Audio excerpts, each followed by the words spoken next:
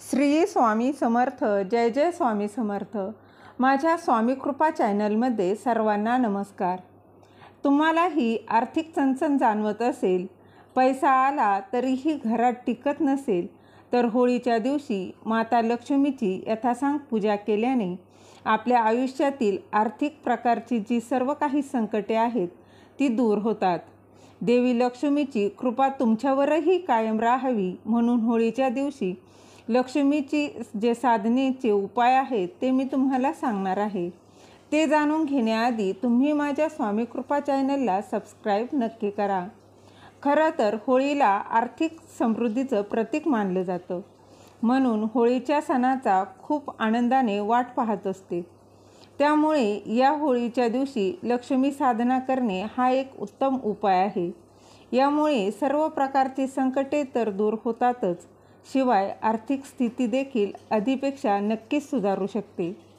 म्हणून मैत्रिणींनो, होळीच्या दिवशी 7 महत्त्वाचे उपाय कोणते करायचे आहेत ते मी तुम्हाला सांगणार आहे. तर प्रथम होळीच्या दिवशी देवी लक्ष्मीची यथासांग पूजा करावी. होलिका दहनाच्या दिवशी घर स्वच्छ करावं. त्यानंतर मुख्य दरवाजावर हळद व कुंकूचे स्वस्तिक चिन्ह काढावं. फक्त हळदीने काढलं तरी काहीच हरकत नाही.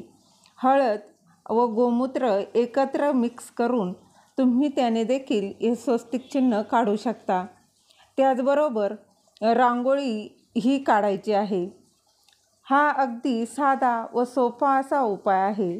त्यानंतर सकाळी व संध्याकाळी कापूर व लवंगा जाळून देवी लक्ष्मी मातेची आरती देखील करावी आणि लक्ष्मी स्तोत्र किंवा लक्ष्मी चालीसा दिवसातून केव्हाही 11 वेळा नक्कीच पठण करावं. यानंतर दुसरा उपाय जो आहे तो आहे श्रीयंत्र. श्रीयंत्र हे माता लक्ष्मीला अतिशय प्रिय आहे, म्हणून होळीच्या दिवशी रात्री श्रीयंत्राची पूजा नक्कीच करावी. कारण ज्या घरात श्रीयंत्र असतं त्या घरात देवी लक्ष्मीचा सदैव वास असतो. म्हणून होळीच्या शुभ मुहूर्तावर श्रीयंत्राची घरात स्थापना नक्की करावी. अर्थात घरात नसेल तर आणून स्थापना करावी. आधीच असेल तर त्याची यथासांग पूजा नक्कीच करा. यानंतर पूजा केल्यानंतर ओम श्रीं ह्रीं श्री कमले कमलालये या मंत्राचा जप करावा. नंतर हे श्रीयंत्र तिजोरीत किंवा पूजेच्या ठिकाणी लाल कपड्यावर थोडे तांदूळ ठेवून त्याची स्थापना नक्कीच करावी.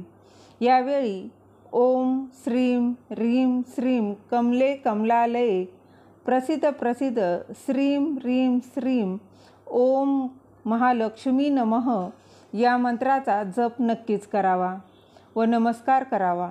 यामुळे आपल्या घरातील पैशाशी संबंधित सर्व अडचणी दूर होतील. यानंतर होळीच्या दिवशी पुरणपोळीसोबत खीर आवश्यक बनवावी व माता लक्ष्मीला खिरीचा नैवेद्य जरूर दाखवावा व होलिकेला देखील खीर अर्पण करावी. यामुळे देखील आपल्याला आर्थिक लाभ होत असतो. यानंतरचा उपाय आहे, या दिवशी कनकधारा स्तोत्राचं पठण नक्कीच करावं. होलिका दहनाची रात्र माता लक्ष्मीला प्रसन्न करण्यासाठी महत्त्वाची व उत्तम संधी मानली जाते.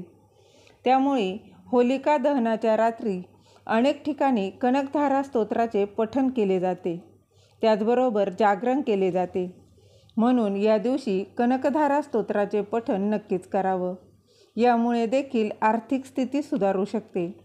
यानंतर वैवाहिक काही अडचणी असतील, काही समस्या असतील तर होळीच्या दिवशी पती व पत्नी दोघांनीही श्री लक्ष्मी नारायण नमः या मंत्राचा जप नक्कीच करावा.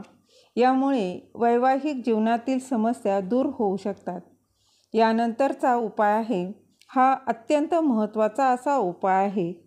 प्रत्येक व्यक्तीला वाटत असते आपल्या घरात पैशाची, धान्याची कमतरता भासू नये.